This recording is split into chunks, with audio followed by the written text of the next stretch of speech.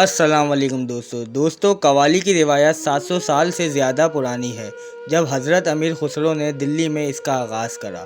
صدیوں سے گزرتے گزرتے جب یہ قوالی پچھلی صدی تک پہنچی تو اس میں ایک بہت بڑا نام تھا، غلام فرید صابری، جو پاکستان کے عظیم ترین قوالوں میں سے ایک ہوا کرتے تھے۔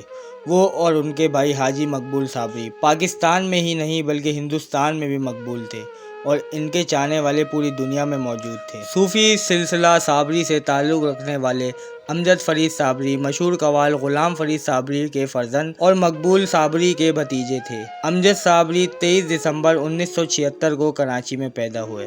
امجد فرید صابری کے والد غلام فرید صابری مشرق کے پنجاب ضلع روہتک کے گاؤں کلیانہ میں پیدا ہوئے۔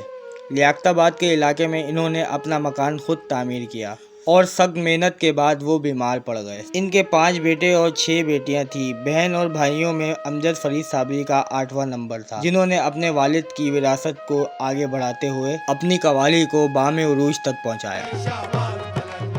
حسینی لال قلندر رب دم دم دے اندر۔ امجد فرید صابری کا شمار موجودہ دور کے مشہور قوالوں میں ہوتا تھا۔ غلام فرید صابری امجد فرید صابری کے والد اور مقبول احمد صابری ان کے چچا تھے۔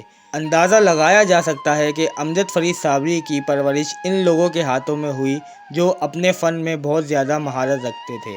بچپن سے ہی امجد فرید صابری کو قوالی سکھانے کا آغاز ہوا۔ یہ سلسلہ کافی سال تک چلتا رہا۔ اس دوران اسکول اور کالج کے فنکشنز میں امجد صابری گانے گاتے اور والد کے ساتھ قوالی کی محفل میں شرکت کے لیے ملکی اور غیر ملکی دورے پر بھی جاتے تھے۔ امجد فرید صابری چارٹرڈ اکاؤنٹنٹ بننے والے تھے، اس لیے آسٹریلیا بھی گئے۔ وہاں 2 سیمسٹر دیے ہی تھے کہ 1994 میں ان کے والد محترم حاجی غلام فرید احمد صابری کا انتقال ہو گیا۔ اس وجہ سے انہیں تعلیم ادھوری چھوڑ کر انہیں پاکستان آنا پڑا۔ 1996 میں انہوں نے اپنے فنی کیریئر کا آغاز کیا۔ امجد صابری نے قوالی میں مختلف تجربات کیے۔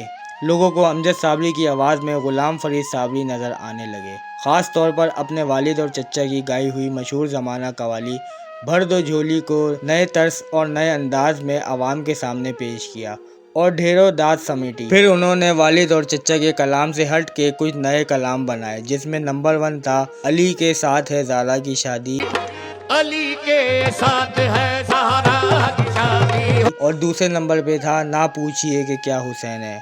اور پھر امجد صابری کی آواز کا ڈنکا بجنے لگا اور ایک پرفارمنس میں تو انہوں نے اپنے والد کا مشہور زمانہ ڈائلاگ اللہ بول کر سونو نگم کو بھی حیران کر دیا تھا۔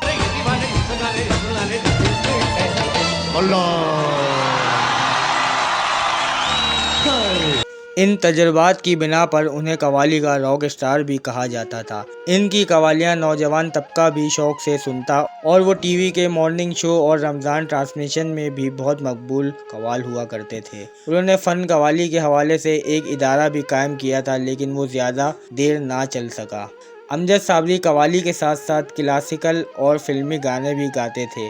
ان کی شہرت کی وجہ سے یہ نہ صرف پاکستان میں بلکہ ہمارے ہمسائے ملک ہندوستان میں بھی مشہور تھے۔